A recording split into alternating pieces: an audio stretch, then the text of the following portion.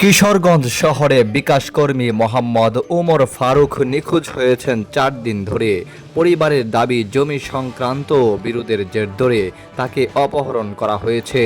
নিখোঁজ হওয়ার পর মঙ্গলবার ৭ অক্টোবর রাতে মুক্তিপণের দাবিতে পরিবারের কাছে ফোনও আসে বলে অভিযোগ উঠেছে।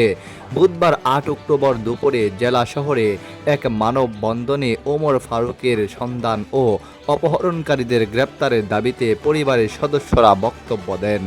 নিখোঁজ ওমর ফারুক কিশোরগঞ্জ সদর উপজেলার যশোদল ইউনিয়নের মদননগর গ্রামের জসিম উদ্দিনের ছেলে। তিনি ২ মেয়ের জনক এবং স্থানীয় এক বিকাশ ডিস্ট্রিবিউশন হাউসে কর্মরত ছিলেন। পরিবার সূত্রে জানা যায়, গত ৫ অক্টোবর সকাল ৯:৩০টার দিকে ওমর ফারুক কর্মস্থলে যান। সকাল 10:30টার দিকে অফিস থেকে বের হন। বিকেল ৩টা ৫০ তিনি বাসায় যান।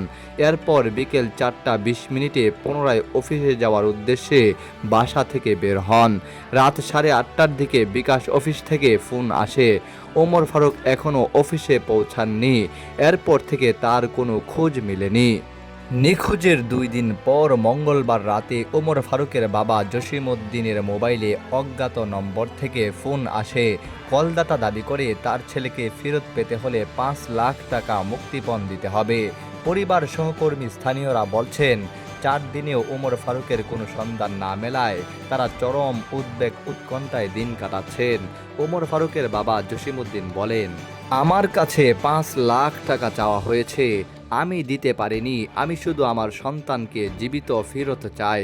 নিখোঁজের ভাই মোশাররফ হোসেন রনি বলেন, আমরা প্রথমে ভেবেছিলাম ভাই হারিয়ে গেছে, কিন্তু মুক্তিপণের ফোন আসার পর নিশ্চিত হয়েছি ওকে অপহরণ করা হয়েছে। জমি সংক্রান্ত বিরোধের কারণেই এমনটা হতে পারে। পুলিশকে বারবার বলার পরও কোনো অগ্রগতি নেই। আমরা দ্রুত ভাইয়ের সন্ধান চাই।